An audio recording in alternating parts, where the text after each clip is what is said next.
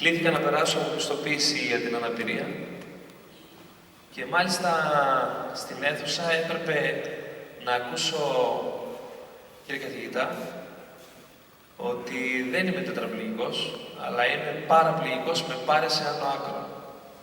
Και μου ζητήθηκε να φέρω και ακτινογραφία. Εγώ που έχω γνώσεις λόγω της ειδικότητάς μου, και που έχω μία εμπειρία. Πήρα το αμάξι μου, τελείωσα με τη διαδικασία, πήγα στην Θεσσαλονίκη, γιατί δεν προλάβαμε το αεροπλάνο από την Αλεξανδρούπολη, προκειμένου να είμαι εδώ έγκαιρα στις 6 ώρα. Φώναξε κάποιον από την Αιτζία, με βοήθησε, κατέβηκα από το αμάξι μου, πήρα το αεροπλάνο, έφτασα εδώ πέρα, ήρθε ο φίλος μου ο Νίκος, με πήρε από το αεροδρόμιο και ήρθα για δεύτερη φορά, μάλλον για τρίτη φορά. Πρώτη φορά ήταν ήμουν 10 χρονών και μπήκα με δέος.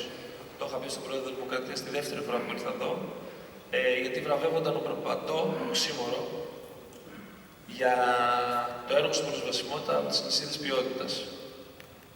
Και είχα πει τότε, μακάρι να είναι αφορμή η είσοδός μου και η βράβευση του Συλλόγου της νησίδες ποιότητας, την επόμενη φορά που θα έρθω, δηλαδή σήμερα, να μπω με αξιοπρέπεια.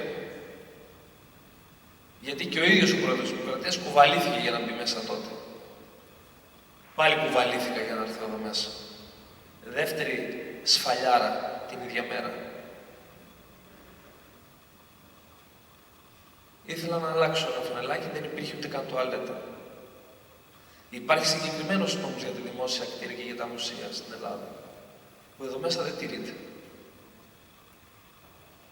Τελειώνοντας, κύριε Πρόεδρε, πολύ σωστά είπατε. Δεν νιώθω ήρωας. Ήρωας είναι αυτός που θυσιάζει κάτι που αγαπάει πάρα πολύ, τη ζωή του ή την οικογένειά του, για να σώσει την πατρίδα του ή την ελευθερία του, κάνοντας κάτι που δεν του αρέσει. Να πολεμάει, να σκοτώνει. Εγώ κάνω αυτό που μου αρέσει. Κολυμπάω. Για να με βοηθάει. Να μπορώ να κλείσω το πουκάμισο μου πιο εύκολα από ότι αυτή τη στιγμή, γιατί έχω βάλει και κάμια 10 κιλά από το 12 που σταμάτησα. Κολυμπάω και μ' αρέσει. Και κάνω αυτό που μου αρέσει ακόμα πιο πολύ, να βοηθάω φίλους μου. Δηλαδή τη γνώση που έχω αποκτήσει, να την δίνω σε φίλους. Δεν κάνω κανένα ερωισμό. Απλά αυτό που μου αρέσει. Χθες, με άλλους 4 φίλους με τετραπληγία, διασχίσαμε ορεινή Ροδόπη. Γιατί μας βοηθάνε. Αυτοί που ακούσατε δεν θέλω να λέω ποιοι μας βοηθάνε.